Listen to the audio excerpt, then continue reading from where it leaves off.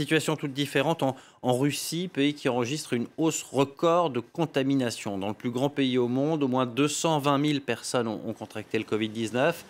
Malgré cela, Vladimir Poutine laisse entrevoir un allègement du confinement. Le président russe annonce la réouverture de certaines entreprises clés après 6 semaines chômées. Écoutez.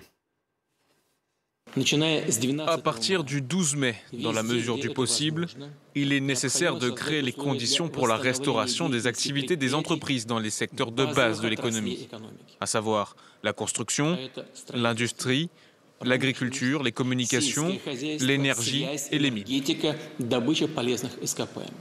Voilà, et pour décrypter la situation en Russie, nous sommes en ligne avec Armel Charrier. Bonjour Armel.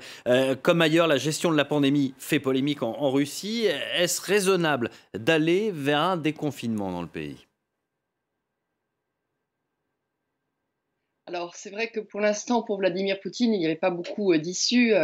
Il a fait comme tout le monde, il a confiné sa population. Au départ, la Russie admettait peu qu'il y ait des cas de coronavirus.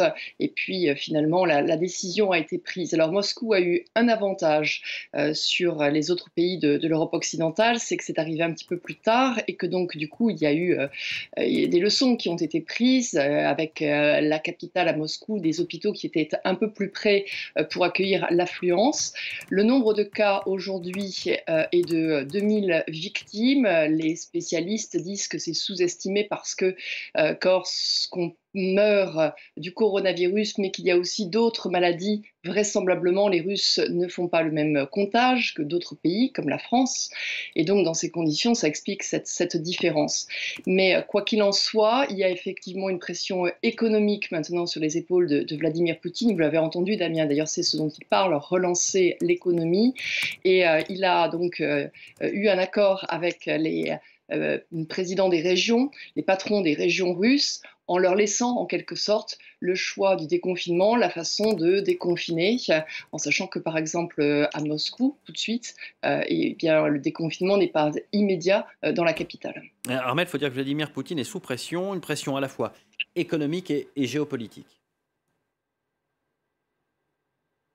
Oui, la pression est très importante en fait aussi en Russie parce que à la fois tout le monde a les yeux braqués quand même sur ce pays qui, je vous le rappelle, a une frontière avec la Chine, donc il y a un passage du virus qui peut être aussi très facilité et sur la façon dont il s'en sort. Or, Vladimir Poutine a fait des annonces, il a annoncé effectivement qu'il y a avoir des primes pour les familles avec pour enfants, il a annoncé qu'il y a avoir des primes pour les PME, mais tout cela finalement concerne toute une partie des gens qui sont en train de travailler. Il y a eu des manifestations en Ossétie du Sud, par exemple, des manifestations virtuelles, mais qui ont montré que dans les régions les plus pauvres, où là les travailleurs sont payés à la journée, les journaliers, eux, ils n'avaient pas de compensation ni d'aide financière. À côté de ça, il y a aussi toutes des régions de Russie où il y a des gens qui vivent de ce qu'on appelle l'économie grise, pas forcément la corruption, mais en tout cas une partie de cette économie non déclarée, et eux non plus, ils n'ont pas d'aide.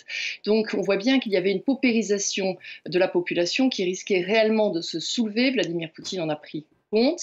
Il est aussi à un moment donné où sa rente pétrolière est moins forte, donc l'économie est moins importante, il peut moins aider. Tout cela, effectivement, ça fait partie de sa réflexion générale, même si on l'a entendu, il y a quand même la volonté de faire ce déconfinement par étapes. Merci beaucoup Armel pour ce décryptage.